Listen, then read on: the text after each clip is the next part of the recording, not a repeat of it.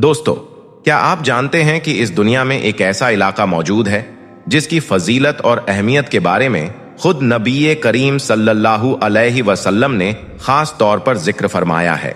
ऐसा इलाका जहां से एक दिन एक लश्कर उठेगा जो सिर्फ जुल्म के खिलाफ खड़ा नहीं होगा बल्कि पूरी दुनिया का नक्शा बदल कर रख देगा। जी हां, हम बात कर रहे हैं खुरासान की। ये नाम आपने जरूर सुना होगा, लेकिन क्या आप वाकई जानते हैं कि खुरासान कहां है और आखिर खुरासान का लश्कर किस हकीकत की तरफ इशारा करता है?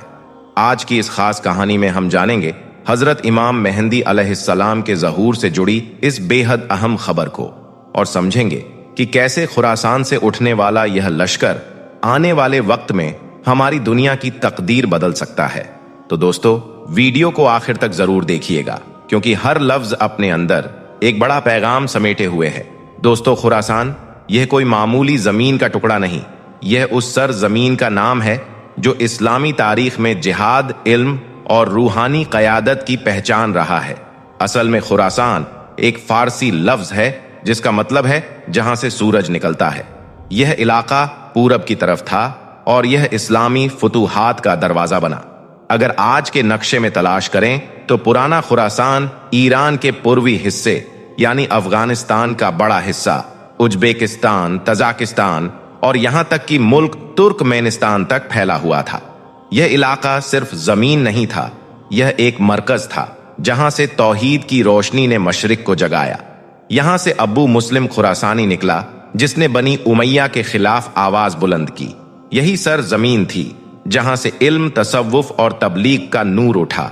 और आज जब हदीसों में यह अल्फाज पढ़े जाते हैं कि सियाह झंडे खुरासान से निकलेंगे तो दिल कांप जाता है, क्योंकि इस इलाके की तारीख में वाकई वह सारी कुव्वत और रूहानी असरात मौजूद रहे हैं। लोग पूछते हैं, खुरासान का लश्कर कौन होगा? मैं कहता हूं, पहले खुरासान को समझो, फिर लश्कर अपने आप सामने आ जाएगा। रसूल अल्लाह सल्लल्लाहु अलैहि वसल्लम ने अपने जमाने में जो बातें इरशाद फरमाई वह ता कयामत रहनुमा है। उन्हीं इरशादात में एक हदीस आती है जो आज भी दिलों को जज्बा देती है और अक्लों को चौंका देती है। हदीस मुबारक है, जब तुम सियाह झंडों को खुरासान से निकलते देखो तो उनकी तरफ बढ़ो, क्योंकि उनमें अल्लाह के खलीफा मेहंदी होंगे। रिवायत इब्ने माजा। यानी यह झंडे कोई आम झंडे नहीं होंगे, यह वह लश्कर होगा जो हक की तरफ से उठेगा, जुल्म के खिलाफ और इंसाफ की तामीर के लिए। कुछ उल्मा फरमाते हैं कि यह सियाह झंडे खुरासान से निकलेंगे और बैतुल्लाह की जानिब बढ़ेंगे, जहां हजरत इमाम मेहंदी अलैहिस्सलाम का जुहूर होगा। वह इन झंडों के लोगों से बैत लेंगे। अब सवाल यह उठता है, क्या यह लश्कर आज के दौर में है? क्या यह तहरीके, यह इनकलाब, यह सियाह झंडे उसी बशारत की झलक हैं? कुछ उल्मा इसे रमजी तशबीह समझते हैं कि सियाह झंडे हक की निशानी है, और कुछ उल्मा इसे हर्फ बा हर्फ हकीकत मानते हैं। मगर एक बात में सब मुत्तफिक हैं कि यह लश्कर हक पर होगा और मेहंदी के लिए राह हमवार करेगा। यह हदीस बताती है कि खुरासान सिर्फ एक तारीखी इलाका नहीं बल्कि कयामत की निशानियों में एक अहम कड़ी है। दुनिया एक अंधेरे दौर से गुजर रही होगी जहां जुल्म, फसाद, जंग और गुमराही अपनी आखिरी हदों को छू चुकी होगी। मस्जिदें होंगी मगर नमाज में दिल नहीं, कुरान होगा मगर उस पर अमल नहीं, और उस वक्त जब उम्मत मायूस होगी अल्लाह अपने वली को जाहिर फरमाएगा। हजरत इमाम मेहदी अलैहिस्सलाम, जिनका नाम रसूल अल्लाह सल्लल्लाहु अलैहि वसल्लम के नाम पर होगा, यानी मोहम्मद बिन अब्दुल्लाह, वो मक्का मुअज्जमा में खाना काबा के पास जहूर फरमाएंगे। हदीस मुबारक में आता है, मेहंदी मेरी उम्मत में से होंगे, अल्लाह एक रात में उन्हें इस मुकाम पर फायज करेगा। मुस्नद अहमद। मतलब यह है कि वह कोई सियासी लीडर नहीं होंगे, ना ही कोई खुद को पेश करने वाले। वह तो इंतजार के साथ छुपे होंगे मगर लोग उनको पहचान लेंगे। खुरासान का लश्कर जिनके पास सियाह झंडे होंगे मक्का पहुंचेगा। लोग उन्हें मजबूर करेंगे कि वह खलीफा बने और फिर काबा के सामने बैत होगी। 7 लोग पहले बैत करेंगे, फिर सैकड़ों, और वहीं से इस्लामी इनकलाब की बुनियाद रखी जाएगी। दोस्तों, ये वह लम्हा होगा जब दुनिया फिर से इंसाफ का मजा चखेगी। मेहंदी अलैहिस्सलाम जुल्म का खात्मा करेंगे, माल को बराबर बांटेंगे। हर गमगीन को राहत देंगे और फिर एक दिन ईसा अलैहिस्सलाम भी उतरेंगे और दज्जाल का खात्मा होगा। मगर इस सब की शुरुआत होगी खुरासान के लश्कर और उस सियाह झंडे से जो हक के साए में उठेगा। अब सवाल यह है, यह खुरासान का लश्कर कौन होगा? कौन होंगे वह लोग जिनकी तहरीक हदीसों में बशारत बनकर जिक्र की गई है? क्या वह कोई आम फौज होगी? नहीं दोस्तों, यह लश्कर दुनिया की किसी तलब में नहीं बल्कि रब की रजा और दीन की इज्जत में उठेगा। इनकी कुछ खास पहचान हदीसों और उल्मा के तज़किरों से वाजे होती है। यह लश्कर खुरासान से निकलेगा। हदीस में साफ लफ्ज हैं कि स्याह झंडे खुरासान से निकलेंगे। तारीख बताती है कि कदीम खुरासान में आज का अफगानिस्तान, ईरान का मशहद इलाका, तजाकिस्तान और सेंट्रल एशिया के कुछ हिस्से आते हैं। मुफस्सिरीन का इत्तेफाक है कि यह इलाका जिहाद, तसव्वुफ और इल्म का मरकज रहा है। इनका अलम झंडा सियाह होगा। रसूल अल्लाह सल्लल्लाहु अलैहि वसल्लम ने फरमाया, जब सियाह झंडे खुरासान से निकलें तो उनकी तरफ बढ़ो। यह झंडा किसी हुकूमत का नहीं बल्कि हक की निशानी होगा। ये लोग जंगजू और मुत्तकी होंगे। ये लोग ऐसे होंगे जो इल्म और जिहाद दोनों से लैस होंगे। न वह जालिम होंगे न जालिमों के मददगार। उनका मकसद सिर्फ एक होगा, हजरत इमाम मेहंदी अलैहिस्सलाम के लिए जमीन हमवार करना। इनका लीडर कोई मनसबदार नहीं बल्कि मुत्तकी होगा। इनके अमीर का तज़किरा हदीसों में नहीं, मगर उल्मा कहते हैं कि वह खुद पसंद या सियासतदान नहीं बल्कि एक दरवेश तबीयत वाला मर्द मोमिन होगा। इनका रास्ता सीधा मक्का की तरफ होगा। यह लश्कर सियासत नहीं करेगा, ना किसी हुकूमत पर कब्जा करेगा, बल्कि सीधा काबा शरीफ की तरफ चलेगा जहां हजरत इमाम मेहंदी से बैत करेगा। यह लश्कर कोई मांझी की कहानी नहीं बल्कि आने वाले वक्त की हकीकत है। इस लश्कर में शायद हम ना हो मगर हमारी औलादें हों, और अगर हमारे दिलों में आज से हक, तवज्जो, तस्लीम और जिहाद का जज्बा नहीं तो हम उस लश्कर के सफ में खड़े होने के भी काबिल नहीं होंगे। जब खुरासान का लश्कर मक्का पहुंचेगा और हजरत इमाम मेहंदी अलैहिस्सलाम की बैत मुकम्मल हो जाएगी तो उस दिन से दुनिया के नक्शे पर एक नया निजाम कायम होगा। वो निजाम ना पूंजीवाद का होगा ना सेकुलरिज्म का, बल्कि अदलो इंसाफ और शरई जिहाद का होगा। जिहाद सिर्फ तलवार का नहीं, नफ्स के खिलाफ भी होगा। हजरत इमाम मेहंदी का निजाम दिलों को फतह करने का निजाम होगा। उनके साथ जो लश्कर चलेगा वह पहले अपने नफ्स के खिलाफ जिहाद करेगा, फिर दुनिया के जालिम निजामात के खिलाफ। वह जिहाद सिर्फ हथियार से नहीं बल्कि कलम, दुआ और अमल से भी होगा। जुल्म का खात्मा और अदल का कयाम। रसूल अल्लाह सल्लल्लाहु अलैहि वसल्लम ने फरमाया, इमाम मेहंदी जुल्म और जबर से भरी हुई दुनिया को अदल और इंसाफ से भर देंगे। मुस्नद अहमद। इसका मतलब यह है कि जिहाद का पहला नतीजा होगा इंसाफ का निजाम, जहां ना कोई भूखा रहेगा, ना कोई बेघर, ना किसी मजलूम की आह बेनतीजा जाएगी। इमाम मेहंदी का जिहाद रूहानी और फिजाई। उनका जिहाद ऐसा होगा कि दिलों की सल्तनतें बदलेंगी, मुल्क दर मुल्क इस्लामी इनकलाब आएगा, बैतुल मक़दीस आजाद होगा और फिर हजरत ईसा अलैहिस्सलाम उतरेंगे और दज्जाल का खात्मा होगा। मगर इब्तदा में यही लश्कर होगा, खुरासान का लश्कर। इस निजाम में न कोई बड़ों का रिवाज होगा, न रिश्वत का सहारा, न जात पात, न किसी हुक्मरान को माफी। हर एक को अपने अमल का हिसाब देना होगा। यही है हक का निजाम जिसकी बुनियाद ला इलाहा इल्लल्लाह है। दोस्तों, आज जो हम मस्जिदों से दूर हैं, कुरान से गाफिल हैं, हक की आवाज सुनकर भी चुप हैं, क्या हम उस निजाम का हिस्सा बनने के लायक हैं? क्या हम उस लश्कर का इंतजार कर रहे हैं या उसके के आने से पहले ही गुमराह हो चुके हैं? खुरासान का लश्कर सिर्फ एक फौज नहीं बल्कि एक इनकलाब है जो हर गुनाहगार दिल में तौबा की आग लगाएगा। आज की दुनिया में हर कोई बात करता है, हर कोई दावा करता है, मगर कौन सच्चा है? खुरासान के लश्कर की तैयारी कहां तक पहुंची और हम आम मुसलमान इसका हिस्सा कैसे बने? आज का दौर गुमराही और फितना, दुनिया भर में मुसलमानों का हाल बेहाल है। फितने, झगड़े और इख्तलाफों ने दिलों को तोड़ दिया है। लोग अपने अपने मजहब के नाम पर लड़ रहे हैं, मगर हक की आवाज कहीं दब सी गई है। खुरासान का मतलब सिर्फ इलाका नहीं, रवैया भी है। खुरासान सिर्फ एक जगह नहीं, यह दिलों का हाल है। जो दिल तौबा, तस्लीम और अमल की राह पर हैं, वही असली खुरासानी है। दोस्तों, खुरासान का लश्कर सिर्फ एक कहानी नहीं, एक पैगाम भी है। ये पैगाम है कि हर मुसलमान में वह ताकत है कि वह जुल्म और बेइंसाफी के खिलाफ खड़ा हो सके। हमारे दिलों में अगर सच का नूर हो तो कोई ताकत हमें रोक नहीं सकती। इसलिए अपने ईमान को मजबूत करें, नेक काम करें और हमेशा हक की राह पर चलें। दोस्तों, जब हम खुरासान के लश्कर कयामत की निशानियों और आने वाले इनकलाब की बात करते हैं तो यह समझना भी जरूरी हो जाता है कि अल्लाह ताला इतिहास को कैसे बदलता है, कभी आने वाले वक्त की खबर देकर और कभी गुजरे हुए वाकयात में अपनी कुदरत दिखाकर। और यही वजह है कि अब हम आपको एक ऐसी पेशगोई के बारे में बताने जा रहे हैं जो कुरान करीम में सदियों पहले बयान कर दी गई थी और जो बिल्कुल हमारी आंखों के सामने सच साबित हुई। ईरान यानी फारस से जुड़ी वह हैरत अंगेज भविष्यवाणी। ईरान के बारे में एक ऐसा राज जिसे कुरान करीम ने पूरे 1400 साल पहले बयान कर दिया था। ईरान से जुड़ी वह भविष्यवाणी जो आखिरकार हकीकत बनकर सामने आई।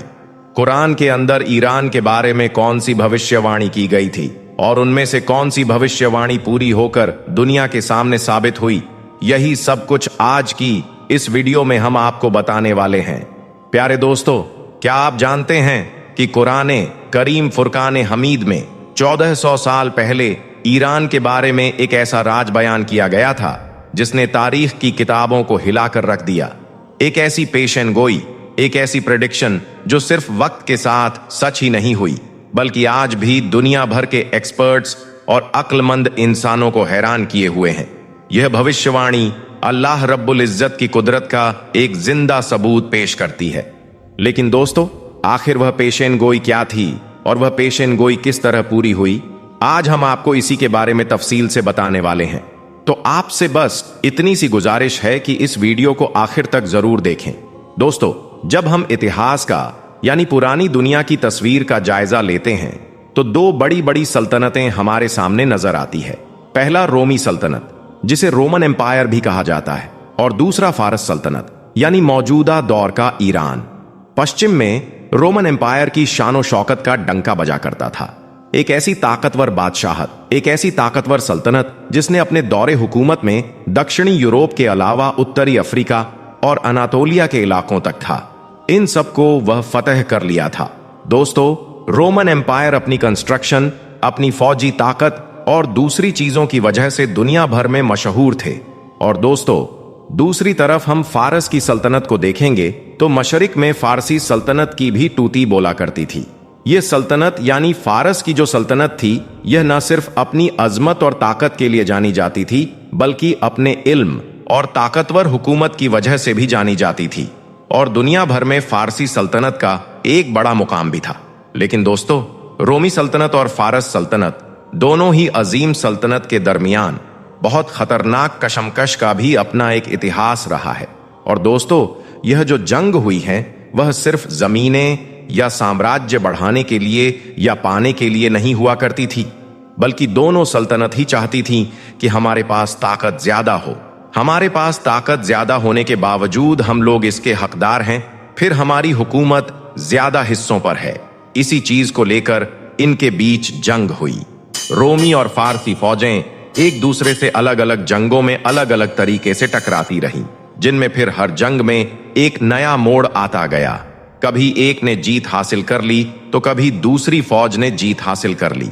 इनकी लड़ाई की शिद्दत को आप इस बात से समझ सकते हैं कि यह एक ऐसी जंग थी जिसका असर सिर्फ मैदान जंग तक ही सीमित नहीं था, बल्कि इनकी जो जंग हुआ करती थी वह दोनों ही सल्तनतों के जो आम लोग थे उन पर भी बहुत गहरा असर डालती थी।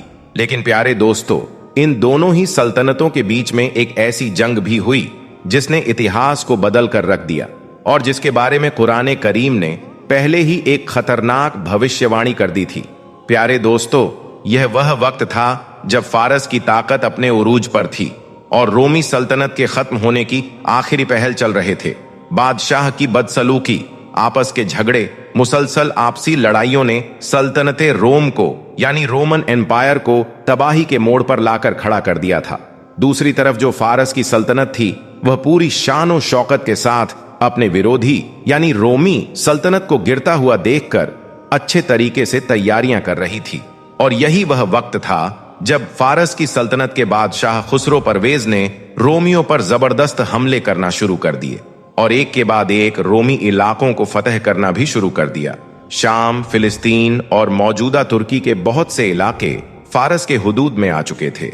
यहां तक कि फारसी फौज ने रोमी सल्तनत की अहम तरीन जगह कुस्तुनतुनिया के दरवाजे पर पहुंचकर इसको भी कब्जा कर लिया था। रोमियों की शिकस्त और फारसियों की कामयाबी ने सबको यह सोचने पर मजबूर कर दिया कि अब रोमन एम्पायर का जो दौर है वह हमेशा हमेशा के लिए खत्म हो जाएगा। यह मार्का, यह जंग इतनी ज्यादा खतरनाक थी कि रोमी के अपने लोग भी इस चीज का शिकार हो गए थे और फारस की ताकत को नाकाबिले शिकस्त समझने लगे। इसी दौरान अरब के इलाके में जहां इस्लाम का सूरज तुल्लू हो रहा था, मक्का शरीफ के लोग भी इस सूरत हाल पर नजर रखे हुए थे। वो लोग जो अभी तक इस्लाम को एक नया दीन समझकर शक की निगाह और शुभा करते थे, रोमियों की शिकस्त पर मुसलमानों की उम्मीदों का मजाक उड़ाया करते थे और कहते थे कि जिस तरह फारसियों ने रोमियों को नेस्तो नाबूद कर दिया, वैसे ही वह लोग एक दिन मुसलमानों को तबाह कर देंगे। यही वह लम्हा था जब अल्लाह तबारक व तआला ने अपनी कुदरत का इजहार कर दिया और एक ऐसी बात बताई जिसने आने वाले वक्त में इतिहास का रुख मोड़ दिया। उस वक्त कुरान पाक की सूरह रूम की शुरुआती आयत नाजिल हुई और इस आयत में वह बातें कही गई जो उस वक्त के हालात में नामुमकिन लगती थी। इस आयत मुबारका में अल्लाह तबारक व तआला ने इरशाद फरमाया कि जिस रोमी सल्तनत को आज शिकस्त का सामना करना पड़ रहा है, चंद सालों के अंदर वह जीत जाएगी, यानी कि रोमी सल्तनत फिर से उरूज पर आ जाएगी। यह सुनकर मक्का के जो काफिर लोग थे वह हंसने लगे, क्योंकि उन्हें यह बात एक नाकाबिले यकीन कहानी से कम नहीं लग रही थी। यह भविष्यवाणी कोई सिर्फ एक जुमला नहीं थी, बल्कि ईमान वालों के लिए एक बहुत बड़ी आजमाइश और गैर मुस्लिमों के लिए एक बहुत बड़ा चैलेंज था। उन दिनों के हालात में जब रोमी सल्तनत अंदरूनी दुश्मनों का शिकार और अफरा तफरी की हालत से जूझ रही थी, यानी खत्म होने की कगार पर थी, कोई भी नहीं सोच सकता था कि दोबारा वह अपनी ताकत को समेट सकेगी। फारसियों की हुकूमत इस कदर ताकतवर और इतना जहनी वाला मामला कर चुकी थी कि वह हर तरीके से रोमियों को शिकस्त देने की भरपूर कोशिशें कर रहे थे और देते भी जा रहे थे। मगर दोस्तों, यही वह मौका था जब ईमान की ताकत को परखा गया।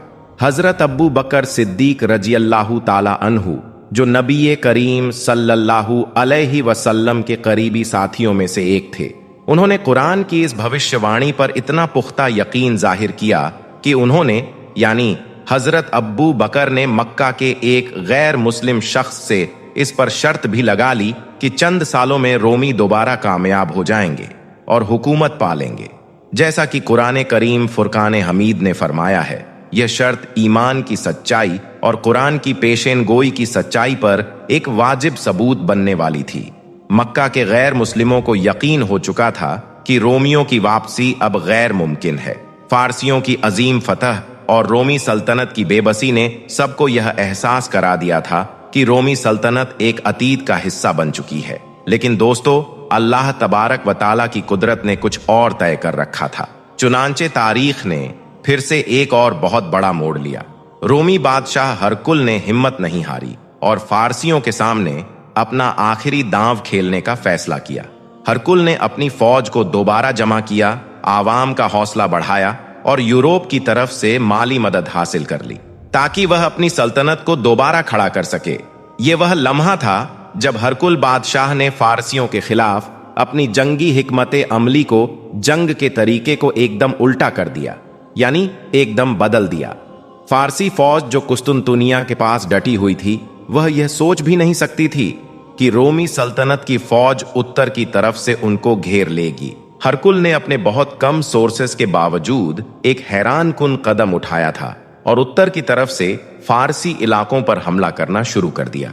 यह एक ना सोचने वाला कदम था और ना सोचने वाला हमला था, जिसने फारसी फौज को भी हक्का बक्का कर दिया और फारसी लोगों को भी इस जंग ने फारसी सल्तनत की पूरी ताकत को तोड़ कर रख दिया था और रोमी सल्तनत एक के बाद एक इलाके अपने वापस लेने लगी और अपने इलाकों पर फिर से काबिज होने लगी। इतिहास की किताबें गवाह हैं कि रोमियों की यह कामयाबी जो थी, यह कुरान की उन आयतों को साबित करने वाली थी जिस पर मक्का के गैर मुस्लिमों ने यकीन नहीं किया था। और दोस्तों, यह वह मौका था जब ईमान वालों की खुशी दुगनी हो गई और दुश्मनों की हैरत की कोई हद न रही।